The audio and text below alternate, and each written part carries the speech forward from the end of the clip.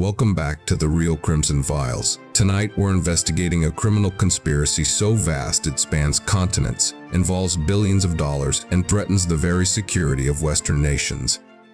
They called it Operation Destabilize, and for good reason. Russian organized crime networks didn't just want to launder money in Britain, they wanted to corrupt the entire financial system from within. What investigators discovered was a criminal enterprise so sophisticated it operated like a shadow government. This is the story of how Russian crime infiltrated Britain and how close they came to succeeding. The investigation began with a simple money laundering case in 2019, but as the National Crime Agency dug deeper, they uncovered something far more sinister. A network of Russian oligarchs, crime bosses, and corrupt officials using Britain as their personal money-washing machine. The operation was staggering in scope. Over 8 billion euros moved through UK banks between 2017 and 2023. Luxury properties in London, shell companies in the Caribbean, cryptocurrency exchanges in Estonia, all connected by invisible threads leading back to Moscow. At the center was Viktor Petrov, a Russian energy executive with connections to the Kremlin. But Petrov was more than a businessman. He was the money man for some of Russia's most dangerous criminal organizations.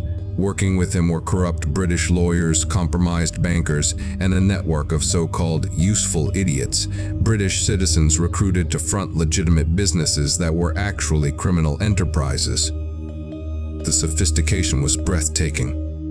Money would enter the UK through legitimate business deals, get fragmented through dozens of shell companies, converted to cryptocurrency, moved offshore, then reinvested in British real estate or businesses. One particularly audacious scheme involved purchasing a Premier League football club as a money laundering vehicle. The club's transfer fees and sponsorship deals became ways to move millions in criminal proceeds. But this wasn't just about money. MI5 discovered that the network was also gathering intelligence on British political figures, business leaders, and military officials. Compromising material was collected through the same channels used for money laundering. The goal was destabilization, weakening British institutions through corruption, blackmail, and economic manipulation. Some of the network's targets included sitting MPs and senior civil servants. Operation Destabilize reached its climax in September 2024 with coordinated raids across London, Manchester, and Edinburgh. Over 200 suspects were arrested, including several prominent British figures who had been unknowingly compromised. The investigation revealed that Russian criminal networks had penetrated British society far deeper than anyone imagined, from exclusive gentlemen's clubs to university research departments.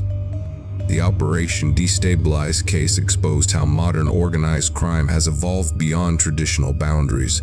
This wasn't just about making money, it was about undermining the foundations of democratic society through systematic corruption. While hundreds of arrests were made and billions in assets frozen, investigators believe they've only scratched the surface.